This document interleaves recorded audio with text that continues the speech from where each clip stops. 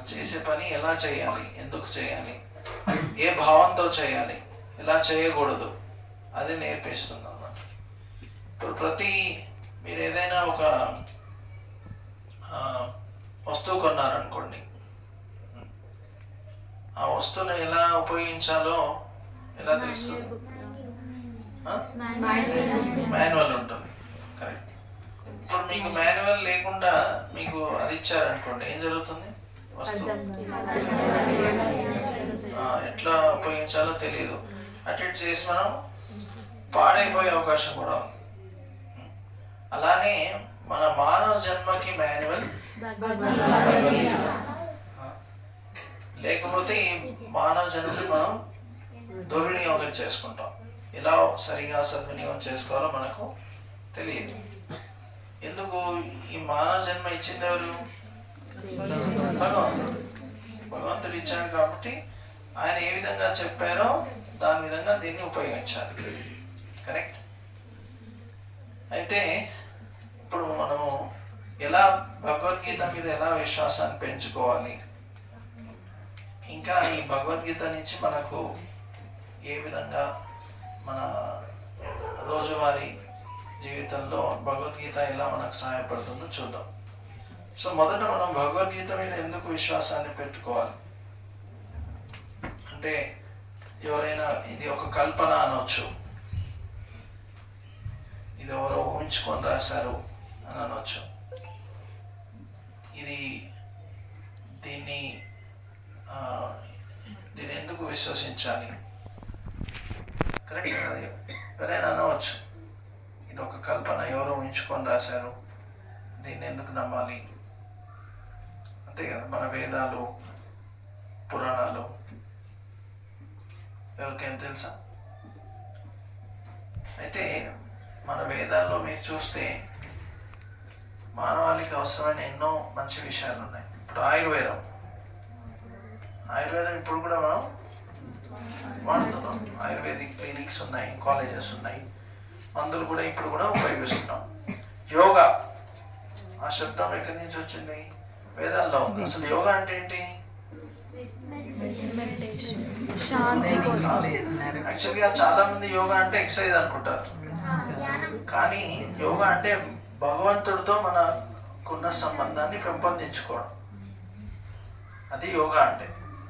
కానీ ఇప్పుడు అది తప్పుగా ఉపయోగిస్తున్నారు.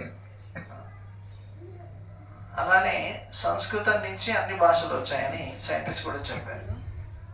అలానే వాస్తు శాస్త్రం మనం ఇప్పుడు కూడా ఉపయోగిస్తున్నాం, దాన్ని బట్టి ఇల్లు అన్ని కడుతున్నాం, రైట్.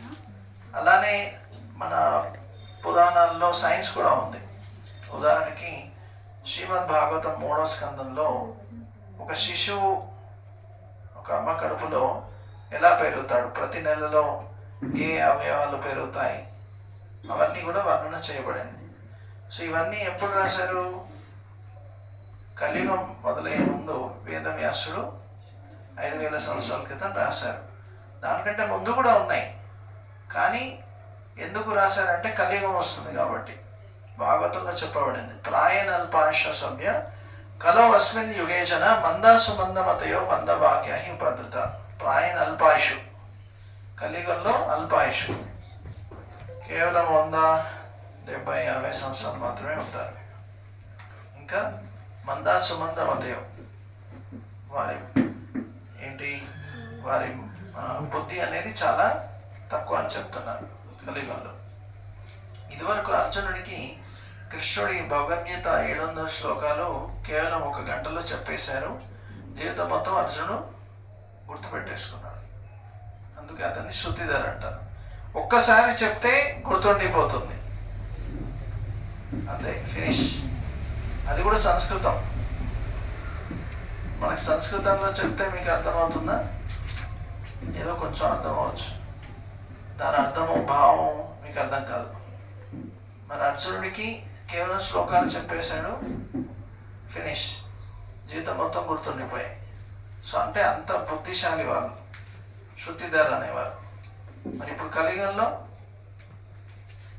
ఒకసారి చెప్తే గుర్తుంటుందా? లేదు, మళ్ళీ మళ్ళీ చెప్పాలి. అచ్చా చెప్పానా, చాలానా ఓ మర్చిపోయా. చాలాసార్లు మనం మర్చిపోతుంటాం, గుర్తుండదు.